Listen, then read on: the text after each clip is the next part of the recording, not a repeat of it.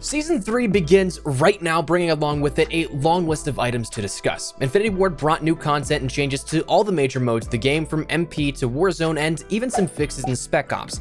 We have a lot to discuss about what actually changed in this season's inaugural update, so today we're going to run down 58 changes made to the game and let you know absolutely everything you need to so you can jump into the new season with all the information you need at hand. That said, let me know your thoughts down below. What parts are you looking forward to the most? Playing around with Alex as a new operator, maybe the new blueprints in the Battle Pass, the new maps, the new changes to Warzone, or maybe something coming later in the season. Whatever it is, feel free to let me know. But as well, if you are new to the channel, do be sure to hit that subscribe button if you have not done so already, especially if you're part of that nearly 81% of viewers who are not, to stay up to date with all things Modern Warfare and all things Warzone on a daily basis. But anyways, there's a lot to discuss, so let's begin. Let's start with the front-facing content and then work our way to the back-end changes. Firstly, it's a new season, so naturally we have a lot of things that are seasonally based. Firstly, that being, of course, when you log in, you'll be met with not only just the new intro cinematic for Season 3, but also you'll end up seeing that there is the notice of your new Season 3 overall rank reward of hitting 155 and getting the Fugitive Scar variant. Now, as with all other past seasons, this tasks you with getting with 155 again. It resets your rank down to 55. If you didn't complete your enlisted ranks, it doesn't mess with that, but if you were past 55, 56 and up, that's where it resets back now for Season 3. While scrolling over to check out the other new content, you'll see that there is a new backing image here for Modern Warfare in both MP as well as Warzone. Seems like your character is now walking over a perpetual dam or some sort of elevated surface here amongst the clouds. And perhaps the biggest star of this update is the Battle Pass and the Operator. Alex is, of course, the face being introduced here with this update and with this Battle Pass. He's an instant unlock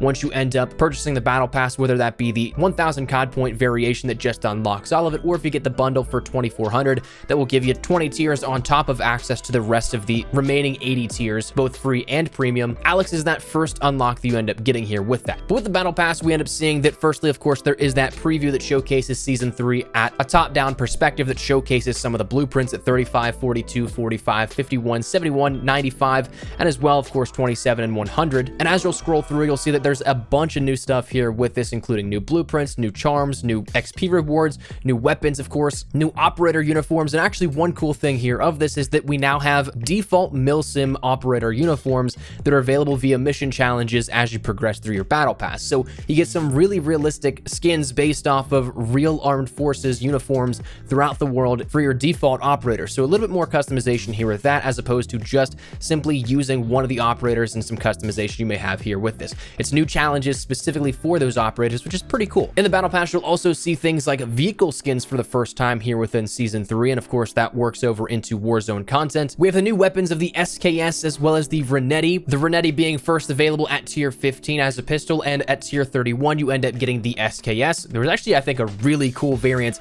of the SKS for that final tier 100 reward, but that may take some time to get through if you end up just grinding out naturally the Battle Pass, but I think it'll be worth it in due time. Next, let's talk a little bit about the maps that we have on offer. Backlot, Sawmill, and Ania Incursion are the new maps here with Season 3. Backlot is from COD 4, but it may not be exactly how you remember it. There are a few small new areas and some things that are slightly different, such being that there is no basement now within the Backlot main construction building.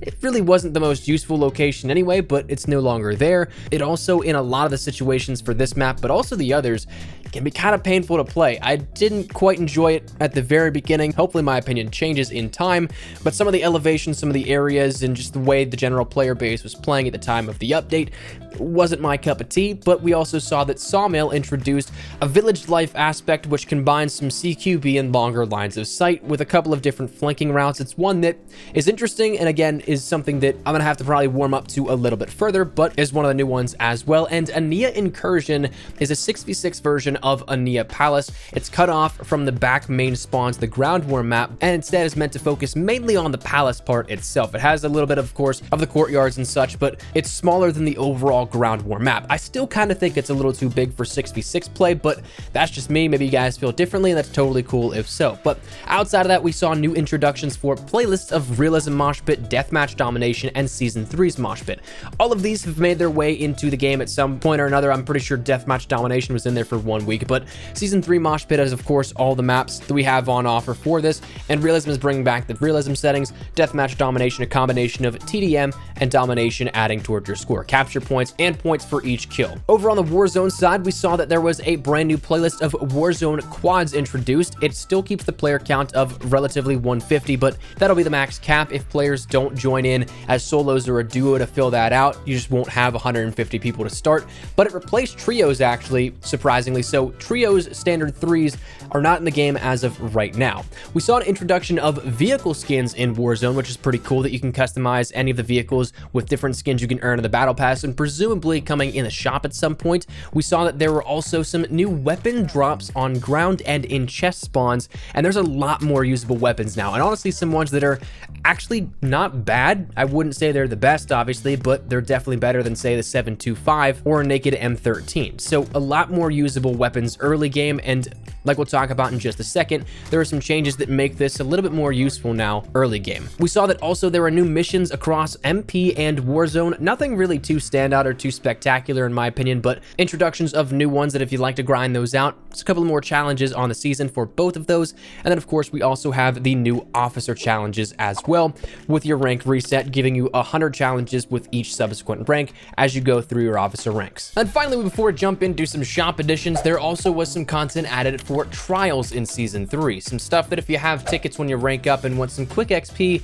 if you can master these, they're actually a very good way to rank up. But we end up seeing 4 new trials introduced. Firstly, gun course on vacant, where it's 2 variations with or without smoke, and your objective is to clear the course of targets and avoid civilians. Risky parkour, which is available in 3 stages on Hackney, Piccadilly, or Gunrunner, and it's similar in nature to the original parkour trial from season 1. Shooting range is available on docks for rifles and stack for shotguns, and you have to shoot all the targets in the area as fast as possible. And then the marksman challenge is available on Euphrates Bridge in 2 variations with handguns or snipers, and tasks you with long distance target shooting, and missing shots will penalize you. Rounding out the front facing content, there is a bunch of shop additions here with us. We saw some stuff added in for season 3. Likely a lot of the stuff will be different depending on the player, so we're going to focus more so on the featured, but there is stuff added into the operators and identity as well as blueprints categories. But the featured firstly consists of not only just the battle pass, but a bundle for Azure called Sentinel, which for 1800 COD points you can end up getting the Brothers Keeper Azure skin, which looks pretty badass if you ask me, the Forgotten Oasis M13, and the Sands of Time MP7 variant, along with the Gladiator sticker and Black Skull Brigade emblem. Now honestly, I'm not really one that ever really cares for operator skins, but not gonna lie, that Azure skin is pretty tempting. Then we also saw the introduction of the Executive Armory 5, which sees you get for 1600 COD points the Florin M4A1 variant, the Ducat MP5, and the Doubloon R90 shotgun, alongside the Gilded Afterlife charm and Ouroboros sticker. And again, not gonna lie, these ones are definitely tempting for the look of them, but the unfortunate part is the one that I think that I'd probably use the most of the M4. That barrel isn't the best for a lot of engagements, so looks really cool, but is it actually worth it? That's up to you. But after the front-facing content, we can see that there's actually a bunch of changes on the back end, some stuff that is listed specifically in patch notes, but if you don't read into them, you may not be aware that they're actually changed. Let's start with some weapon changes here for this one. Firstly, it fixed an issue with the Linebreaker EBR variants, which in Warzone as of recently became one of the most popular variants among hardcore players because it had the possibility to one-shot enemies to the head full through armor, which the standard EBR can only do that to an enemy that does not have any armor. So a variant that was stat changing obviously isn't meant to happen, so that was fixed out and is now back in line with the rest of the suite of EBR variants. It has been taken off that one hit list. The Cherry Blossom variant for the Akimbo handguns could have had broken animations while attempting to ADS on ladders. That's been fixed. Firing a smoke grenade with the underbarrel 40mm smoke screen launcher at some points didn't emit any smoke with the grenade. That's been fixed. Attaching the sniper scope to the Mark II carbine while in the gunsmith would show a white opaque lens. That's been fixed. It tightened the pellet spread of the Slug 6R mags for the Model 680. Akimbo weapons overall now start with 2 extra magazines of ammo instead of just 1. It tightened up the hipfire spread of the VLK Rogue shotgun. It decreased the ADS spread for shotgun slugs. It added descriptions to slug rounds, noting that longer barrels and chokes improve ADS accuracy. And also for just some technicalities in terms of labeling, a couple of weapons actually actually had their attachment names adjusted. For example, the 725 FTAC Equilibrium has been renamed the Cronin Equilibrium. The SA-87 FSS SA-87 Heavy Stock Pro was renamed to the XRK SA-87 Heavy Stock Pro. The Ram 7's XRK Ranger was now renamed to the FSS Ranger. The Grau 556 FSS 26.4 Archangel barrel was renamed to the Tempest 26.4 Archangel. In the audio category, we saw a lowering of the volume of the plane during infill sequences for Warzone. We saw a lowering of the audio once you enter the Gulag, and we saw a reduction of the volume of occluded far and distant weapon firing, which is actually pretty great. It should hopefully now be a little bit more accurate in terms of being able to gauge where gunfire may be. If you hear gunfire through 4 different sets of hills and buildings, it shouldn't sound as loud as if somebody's just around the corner from you firing. Now, as of recording this, still downloading, just how much of a change this is, if it's exactly what we needed or not, that's yet to be determined, and will of course come out in the next 24 to 48 hours or so with community feedback, but that's been adjusted. And also, some footstep sounds while ADS and crouched were cut short on the distance you could hear them, depending on the surface type. Now, that doesn't mention anything about footsteps overall, so whether or not that's been adjusted could be a stealth change, but for ADS and crouch, just seems like there were some adjustments there. Warzone specific changes, that stuff, though it did focus sometimes on Warzone, did apply to all areas that those things were seen in. But for Warzone specific changes, one of the big ones is they increased the price of the loadout drop within the buy station to 10,000 cash now. That was something that previously was 8,500 for the last 2 weeks, and then before that it was 6,000. So keeps going up in price here. If that fixes the meta of using loadout drops or not, we'll have to wait and see, but that's the change and adjustment made no less. There's a fix for players being unable to self-revive in solos. It also removed the loss column in the Battle Royale leaderboard and replaced it instead with top 10 finishes. So instead of seeing likely a much larger number of losses than you have wins, at least now you can see, well, especially in my case, it's now only a scenario of, well, at least they only choked the game this many times instead of losing that many times. One cool little piece of trivial information here that I think is actually pretty nice, though, is they now tell you how far you are away from your teammates while in a match. They fixed an issue with armor plates and kill streaks being unable to be used under certain conditions. That happened to me a couple of times where late game, I think it might have been after getting revived, I could not use my UAV, but that should be fixed out. It fixed an issue with final circles occurring out of bounds or in undesirable areas, so hopefully that gets rid of stadium altogether. And it fixed an issue where the gas mask again was interrupting and blocking players from deploying their parachutes. That had a tuning pass last major title update, but seems to have another one here with this. And it fixed the bug where players could be killed by vehicles without being near the player, and that is insanely important. The hitboxes were absolutely atrocious as of the last update with vehicles, but seems to be fixed out. And also removed blood splatter and screen shake when being punched in the Gulag waiting area. So that's just a nice change that I'm glad happened, because that was just incredibly annoying to look at. As for some Warzone technical changes, it fixed some various exploits. It fixed a bug where players were unable to revive teammates after getting interrupted during the initial revive animation. It fixed an issue that could display the incorrect rank on players' screens. It fixed an issue where deploying a recon drone would use VO lines for the personal radar and could be heard by all players all over the map. It fixed the bug where players could become invincible if they were downed while switching seats in attack rover. Also, while spectating a player in the Gulag, the option to redeploy your teammate would appear on screen even though they cannot be redeployed. That's been fixed out. If a player is spectating the winning team on a BR match, the after action report would sometimes display the winning team's score rather than your own team's score. That's been fixed out. And also it fixed the bug where placing a shield turret on a teammate would kill them. In Plunder specifically, it fixed the bug where players couldn't swap out the M13 for any other weapon in the Plunder tutorial, but that does it for the changes here for Warzone specific modes.